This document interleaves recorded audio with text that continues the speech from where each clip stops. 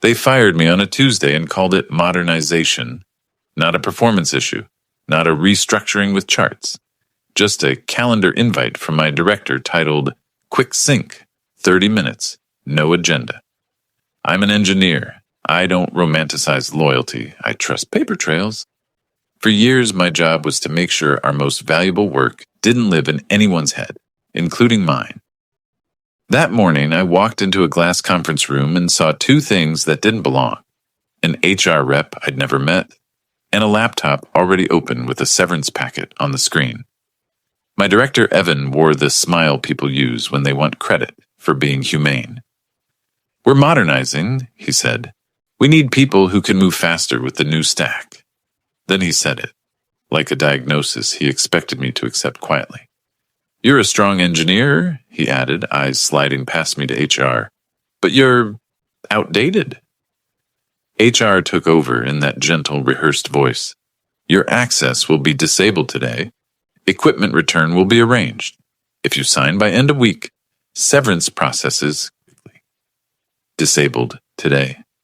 That hit harder than the layoff itself. My badge, my repos, my design docs, years of late nights reduced to an error message. I didn't beg. I didn't threaten. I asked one question calmly, like I was clarifying a requirement. "Do you want the patent files transferred before or after you erase my access?" Evan blinked. HR froze for half a second, just long enough for me to know she had no idea what I meant. Evan recovered with a chuckle. A real chuckle, like I'd said something quaint. "Legal handles all that," he said. "It's covered." Covered. I signed nothing. I said I needed review time. Evan's smile thinned into irritation, like he'd expected gratitude. When I stood to leave, HR slid a small plastic card across the table, my visitor badge. They'd already deactivated my real one. By the time I reached the parking lot, my laptop password was already rejected. My work phone showed no service. My calendar vanished. It was efficient, clinical, but patents don't live on a badge. They live in filings, council's records, and public databases, the kind of trail that doesn't care who still works there. That night, I pulled out the notebook I kept at home, not in the office. Dates, meetings, decisions. Who approved what? I found the first entry about the breakthrough that became our crown jewel patent family. The breakthrough wasn't magic. It was years of ugly failures and one hard choice. Build it defensible, not just demo-friendly. Leadership hated that at the time. Then investors started saying defensible IP, and suddenly everyone wanted to be near the credit. Evan wasn't even in the room when we filed the initial disclosure. He joined later after the hard parts were done and learned how to say synergy without flinching. So when he said legal had it covered, all I heard was arrogance. The next morning, my phone rang from a blocked number. I let it go to voicemail. Then it rang again and again. On the fourth call, I answered. A woman spoke, crisp and controlled, like someone used to having rooms quiet down when she starts talking. "This is Dana, corporate counsel. We need to speak today." 24 hours ago, I was outdated. Now I was needed. I kept my voice polite. "About what?" "We're in diligence on a transaction tied to one of our patent families," she said. During review, an issue came up regarding inventorship and assignment records. She didn't say the valuation. She didn't have to. The number had been circulating for months, and I'd seen it once in a deck. The portfolio was being valued at $950 million. Dana continued. "Slower now. Your name appears as an inventor on key filings. We need to confirm a few facts and ensure our records are complete." Not an apology. Not, "We made a mistake." Just, "Ensure our records are complete." As if my career had been deleted, but my name was a clerical detail. I asked her one question. "Are you calling to verify my inventorship, or to get me to sign something you don't currently have?" A pause. This one wasn't controlled. "We can discuss details in person," she said. "Today. Preferably before end of business." I looked down at my notebook, at the dates and decisions. Then I said, Send me a written summary of what you need. Put it in email. I'm not walking into anything off the record. Understood, Dana said. You'll have it shortly. When the call ended, an email hit my inbox from the same law firm the company loved to name drop. Subject line, Patent Diligence Urgent. I opened it, and the first attachment wasn't a request. It was a document already filled out with my name on the signature line. I scrolled through the document once, twice. It wasn't just an assignment, it was a statement. It said I hereby confirm that the invention was conceived within the scope of employment, that no outside work existed, and that I had no further claims related to it. Then I noticed the date line. It was already filled in, dated the day after they fired me, before anyone should have known they would need my signature at all. I stared at that attachment for a long time, because it told me everything Evan hadn't. They didn't just fire me, they fired me and expected me to clean up their paperwork afterward, quietly, quickly, and without reading the fine print. I didn't sign, I didn't reply. I printed the document and highlighted every sentence that tried to turn my years of work into a liability waiver. Then I did what engineers do when something feels wrong. I traced the system. I opened the public patent database first. The filings were there. My name was there. Not once. Repeated. Across multiple continuations. And not buried in the middle either. In several filings, I was listed first. That matters. Not for ego, for credibility. Then I pulled my old email archives, the ones I'd forwarded to myself years ago when I realized corporate systems lose things when leadership wants them lost. Invention disclosure forms, meeting invites, draft claims marked up by outside counsel, the chain where I push back on marketing's just file it pressure because their version wouldn't survive scrutiny. And there it was, the moment that made my stomach go cold. A message from legal 2 years earlier, confirming they were still missing one piece of paperwork from my side, and that it wasn't urgent. Back then, I'd replied that I'd sign whatever was standard, once the final claim set was stable. I'd asked for a clean copy and a quick call with counsel. They never scheduled the call. They never sent the clean copy. They just moved on, because I was there, still working, still fixing their deadlines, still being useful. Now I wasn't there. And suddenly, it was urgent. I called Dana back and kept my voice steady. I received the attachment, I said. I'm not signing anything that includes waivers, and I'm not signing a document dated after termination that tries to rewrite facts. Dana didn't argue. She sounded tired, like she'd inherited a mess and was trying to make it stop bleeding. It's a standard confirmatory assignment, she said. Standard doesn't include no further claims, I replied. That's not confirmatory. That's protective. Silence. Then she said carefully, what would you need to move forward? I didn't say money, not yet. I wanted the truth first. I want to understand why I'm being asked to sign this now, I said, and I want to know who authorized a date that makes it look like I signed after being terminated. Dana exhaled through her nose like she was choosing her words. There's a transaction, she said. A partner is acquiring rights to use the portfolio as part of a larger commercialization agreement.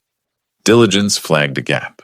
If we can't close it, it could delay or jeopardize the deal. So that was the real timeline, not my severance, not modernization, their deadline. I said, send me the full inventorship list, the assignment chain, and the exact patent families impacted, in writing. Donna hesitated. Some of that is confidential. I kept my tone flat. Then you shouldn't be asking me to sign confidential documents without disclosing what I'm signing for. Another pause, and then she did something I didn't expect. You're right, she said. I'll send what I can. 10 minutes later, a secure link arrived. I opened it and felt my pulse rise. The portfolio wasn't just a patent. It was the patent. The one investors kept bringing up in earnings calls. The one our competitor tried to design around and failed. The one that had been quietly bundled into a special purpose entity, an internal holding structure used for licensing. And right there in the chain, buried in legalese, was the reason they wanted me silent. My name sat on the core filing, but the assignment record didn't, meaning the company could claim they owned it, could tell the market they owned it, could build projections around it. But if a counterparty's lawyers dug deep enough, the question would surface. If the inventor never assigned, do you really own what you're selling? That's when I realized something else. Evan had called me outdated because it sounded clean. But the real reason they cut me was because I was the last person in that building who remembered exactly how the invention was born. Who said what, who approved what, and who tried to take credit after the fact. And if I was gone, the story could be rewritten.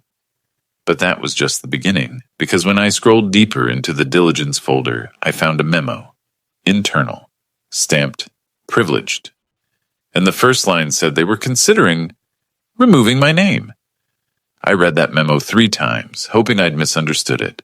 Strategy: resolve inventorship risk by petitioning to correct records, or, if necessary, removing former employee from inventor listing.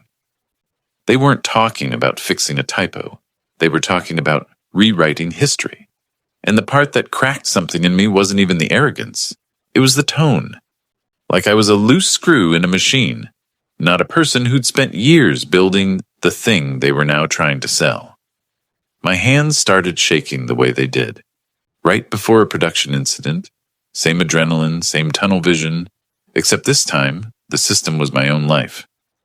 I closed my laptop and sat in silence. Not dramatic silence. The kind where you can hear your refrigerator hum, and your brain keeps replaying a sentence like it's stuck on a loop. Outdated.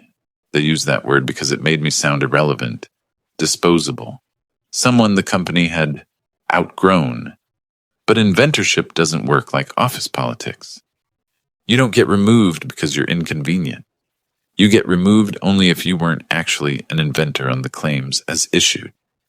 And I knew what I contributed, because I was there when the solution finally worked. I was there when we wrote the disclosure. I was there when outside counsel asked, on a call, who came up with this core mechanism? And my name was the answer. I did the only thing that kept me from spiraling. I built a timeline. I opened my notebook. I laid out dates by week. I cross-referenced with my personal email archive, the calendar invites I still had, the early prototypes I'd saved because I didn't trust corporate retention policies, and the design review notes where leadership pushed for a faster path, and I argued for a defensible one. Every entry had a reason to exist. Every decision had a signature, sometimes literal, sometimes just a reply all that said, approved. And the pattern that emerged made my stomach turn. Evan hadn't fired me because I was slow. He fired me because I was attached to the most valuable asset in the building, and I was one of the few people who could challenge the story they wanted to tell. That night, I stopped being the guy who handled things quietly. I called an IP attorney the next morning, someone a former colleague had recommended years ago. Back when I first sensed leadership's interest in patents was more about credit than protection. I didn't start with outrage. I started with facts. I was terminated, I said. Legal is asking me to sign a confirmatory assignment with waivers, and I've seen internal discussion about removing me as an inventor. There was a short pause on the line, then her voice went colder, in a professional way. Inventorship is claim-based, she said. They cannot simply decide you're gone from the patent because it's convenient, but they can try to argue your contribution isn't in the current claim set. They might file a petition to correct inventorship. They might also pursue new claims in a continuation that avoids your contribution. Either way, you should not sign anything without a negotiated agreement. I stared at my wall. So they can try. They can try, she said. The question is whether they can prove it, and whether you have evidence. I do, I said. Because I did. And for the first time since the termination meeting, I felt something other than humiliation, not victory, not yet, but traction. Then I asked the question that had been eating me since I opened that memo. They sent me access to diligence materials. There's a privileged memo in there. If I use it, am I stepping into a trap? Her answer was immediate. Do not distribute it. Do not forward it around. Preserve the fact of what you saw and when you saw it, but assume they will claim it was inadvertent. We can pursue the substance through proper channels. In other words, don't give them an angle to paint me as the problem. I thanked her, hung up, and drafted a short email to Dana. Not emotional, not accusatory, just controlled. I wrote that I was willing to discuss confirmatory assignment, but only after receiving a clean version without waivers, an explanation for the pre-filled date, and a written summary of the specific patent, families and transactions involved. Then I added one sentence my attorney approved. I will not sign any declaration or statement regarding inventorship without counsel. I hit send. For about an hour, nothing happened. And then silence, the kind that means something's gone wrong. My secure link stopped working. Error message, access revoked. A minute later, my phone rang. Dana's voice was still polite, but the warmth was gone. We noticed you accessed a privileged document, she said. You were not intended to receive that. You need to delete it. I kept my tone even. I'm not discussing internal documents over the phone. You provided the link. I accessed what was available. My attorney will respond in writing. Another pause. Then the first real threat slipped out, wrapped in legal language. You still have confidentiality obligations, Dana said, and we expect cooperation to resolve this quickly. Cooperation. That word sounded harmless until you heard what it really meant. Sign what we put in front of you. Stay quiet. Don't complicate our deal. I said, I'm not refusing. I'm being represented. Dana's exhale was sharp. Understood. Then your counsel can explain why you're making this difficult. I almost laughed, not because it was funny, but because it was so revealing. They erased my access, erased my job, erased my identity inside the company. And now they wanted to call me difficult for not cleaning up their risk on command. After the call, I opened my severance packet again, the one I hadn't signed, and I noticed something I'd missed the first time, a clause about inventions and assignments. That wasn't standard at all. It wasn't just confirming past work. It was trying to cover future claims. Anything related, anything derivative, anything that could possibly touch the portfolio. They weren't fixing a gap. They were trying to build a cage around me. My attorney called later that afternoon. They're going to escalate, she said. Expect pressure. Maybe even an attempt to scare you with accusations. Stay calm. Don't respond emotionally. Let them make the next move. I looked at the timeline I'd built, the emails, the drafts, the proof. And for the first time, I understood the real situation with brutal clarity. I wasn't negotiating a signature. I was standing in the doorway of a deal they couldn't close without me, and they were about to try forcing that door open. By Friday, they stopped pretending it was a paperwork gap. I got a letter by courier, heavy envelope, law firm header, the kind of thing designed to make your stomach drop before you even open it. It accused me of retaining confidential materials, interfering with business relations, and creating reputational risk. There was a paragraph that read like a threat without using the word threat. Comply within 48 hours. Confirm deletion. Sign the document. Stop obstructing. They weren't asking anymore. They were trying to scare me back into being useful. My attorney read it and didn't even blink. This is pressure, she said, not substance. They want you rattled so you sign. I wanted to be rattled. I wanted to be the guy who panics and fixes it for them, because that's who I'd been inside that company. Clean up the mess, keep the product moving, don't make noise. But something had shifted. They erased my job with a smile. Then they came back with a knife. So we responded the same day, not with emotion, with structure. My attorney's letter was short and lethal. I would not sign any waiver language, any no further claims, or any future-looking assignment. I would consider a narrow confirmatory assignment limited to specific, identified patent families. All discussions would be in writing, and they were instructed to preserve documents. messages, and records related to inventorship, assignment, and termination. A preservation notice. The corporate version of, "Don't you dare try to rewrite the past." That evening, Dana called again. Same controlled voice, different urgency. "We need to resolve this," she said. "Today." "Then send a clean document," I replied. "No waivers, no date games." She didn't answer that directly. Instead, she said, "If you don't cooperate, we'll have to pursue remedies." I heard the subtext. Injunctions, claims, nightmares designed to drain time and money. My attorney took the next call on speaker so I could listen without reacting. Dana's tone changed when she realized she was dealing with counsel. "We're prepared to offer an additional severance payment for your cooperation," she said. "Define additional," my attorney replied. Dana named a figure. It was insulting. Not because I expected a jackpot, because it showed how little they respected the risk they'd created. My attorney didn't argue. She simply laid out our terms.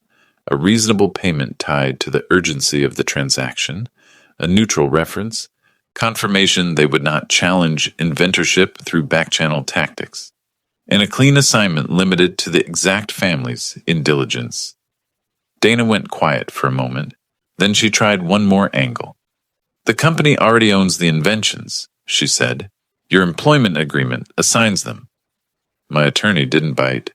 "Then this should be easy," she said. "If you already have what you need, you don't need my client's signature. But you're asking for it because the counterparty's counsel won't accept your chain as it stands."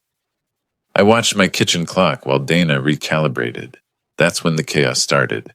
Because the next morning, Saturday, I got an email from a name I didn't recognize. Different law firm, different tone. Subject, inventorship and assignment confirmation, time sensitive. It wasn't from my company's legal team. It was from the Buyer's Diligence Council. They weren't threatening. They were careful, almost polite.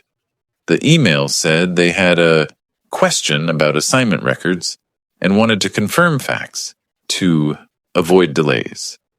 I forwarded it to my attorney immediately. She called me within minutes. "This is significant," she said.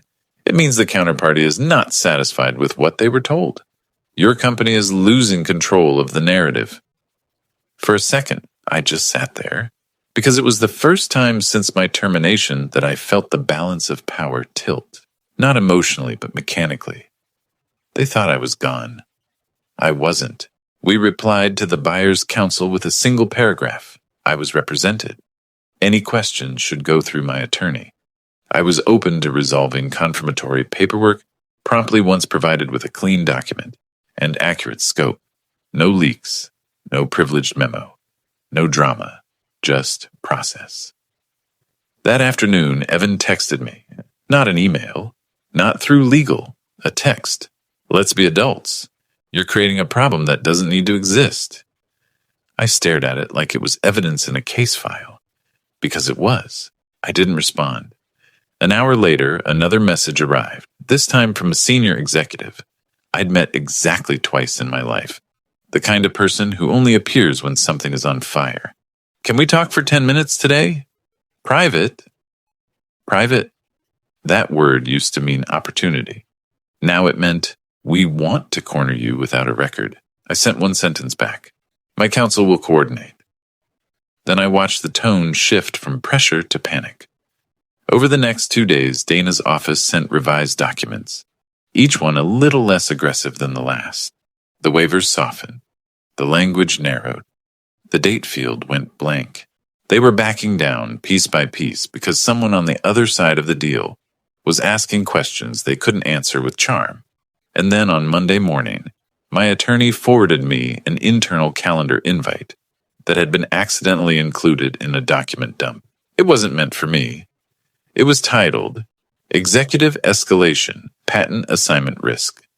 Attendees, Legal, Finance, the business lead for the transaction, and Evan." The notes section contained one line that made my throat go dry. "Determine whether termination created exposure." They weren't debating the patent anymore. They were debating him. That night, my attorney called, and her voice was calm, almost satisfied. "They're trying to contain damage," she said, "and they're looking for someone to pin it on." I looked at Evan's text again, "You're creating a problem," and felt something sharp and clean settle in my chest. Because the truth was simpler than all their tactics. I didn't create the problem. I just stopped fixing it for free. The next morning, Dana sent a new email. Subject: Revised proposal, executive approval. And in the body, for the first time, she wrote the words they'd been avoiding since the day they called me outdated. "We are prepared to make this right." I opened the attachment, and I realized they were finally offering something, because they had run out of other options. Dana's revised proposal wasn't a victory lap. It was a controlled surrender. The new document was shorter, cleaner. No waivers buried in the middle. No language that tried to own my future thoughts.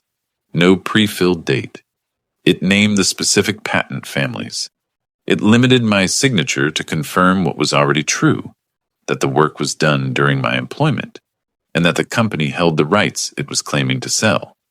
And then I flipped to the compensation section. This time, the number actually matched the urgency they'd created. Not, "Thank you for your cooperation money. Please don't blow up a $950 million transaction money." My attorney didn't let me celebrate. She did what I hired her to do. She stress-tested it.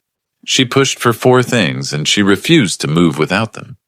First, a written acknowledgement that the company would not challenge my inventorship or file to correct it in a way that removed me, unless required by a final legal ruling. No quiet petitions, no backdoor edits. Second, a mutual non-disparagement clause.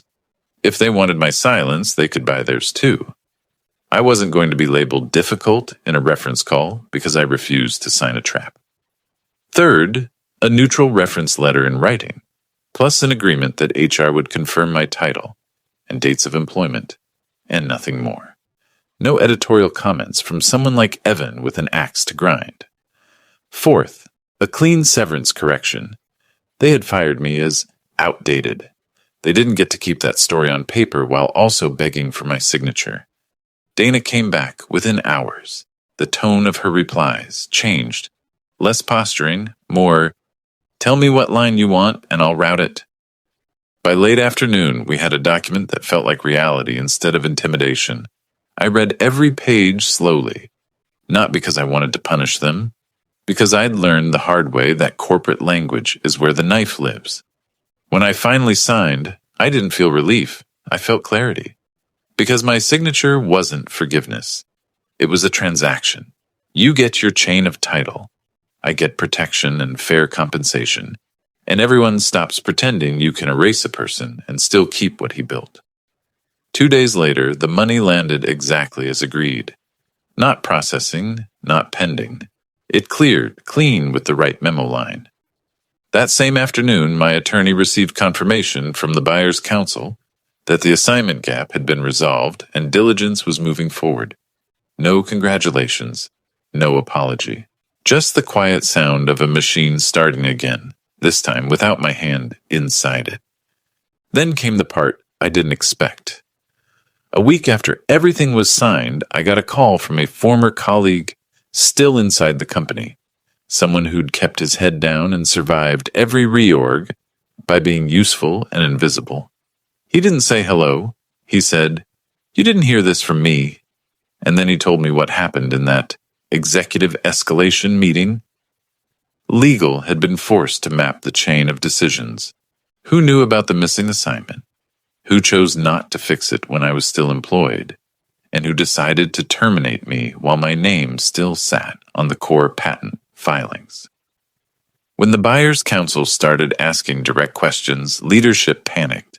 And panic has a way of making people point. Evan, my director, had tried to frame it as legacy cleanup. He'd apparently told a room full of executives that I was uncooperative and emotionally attached to credit. But when legal pulled the records, a different story appeared. There were emails where legal had asked for my confirmatory paperwork years earlier. There were replies where I requested a clean copy in a short call. There was no follow-up from them, no scheduling, no documents sent. Just silence, until the week they fired me. And then there was the severance packet Evan pushed, the one stuffed with language that tried to rope in anything related to the portfolio, even after termination. Legal didn't need a villain. They needed a root cause. Evan had handed them one. My colleague didn't tell me exactly what the consequence was. He didn't need to. He just said, "He's not leading anyone anymore." I hung up and stared out my window for a long time. I didn't feel joy about it, not the movie kind. What I felt was something quieter and heavier, the natural outcome of someone treating people like disposable parts. A few days later, Donna sent one final email. No threats, no urgency, just a single line. For what it's worth, I'm glad we resolved this professionally. I read it twice, and I believed her, because she never should have had to call me in the first place. But she wasn't the one who smiled while calling me outdated, so I didn't reply. Instead, I did the one thing I couldn't do while I was still working there. I rebuilt my own life without their timeline hanging over my head. I updated my resume. I took interviews. I told the story carefully, the way you do when you want to sound sane. I was part of a reduction during modernization. Nothing dramatic. And when a hiring manager asked why I left a place I'd been at for so long, I said the truth in a way that didn't sound like bitterness. I outgrew the politics around my work. A month later, I accepted an offer at a smaller company. Less prestige, more autonomy. No endless layers of directors practicing smiles. Just people who wanted things built correctly. On my first week, I sat in a conference room that didn't have glass walls. I watched my new team argue over architecture like it mattered, not like it was theater. And I felt something I hadn't felt in a long time. Peace. Not because I won, not because Evan lost, because the power dynamic finally made sense again. They could erase my access. They could erase my title. They could call me outdated in a room with HR and a prepared packet. But they couldn't erase my name from the work that actually mattered. Not without stepping into the kind of legal light they couldn't control. In the end, the patent stayed exactly where it belonged, with the truth attached to it. And the last thing I kept from that company wasn't a laptop or a badge. It was the lesson they accidentally taught me. If someone tries to throw you away while still using what you built, don't beg to be kept.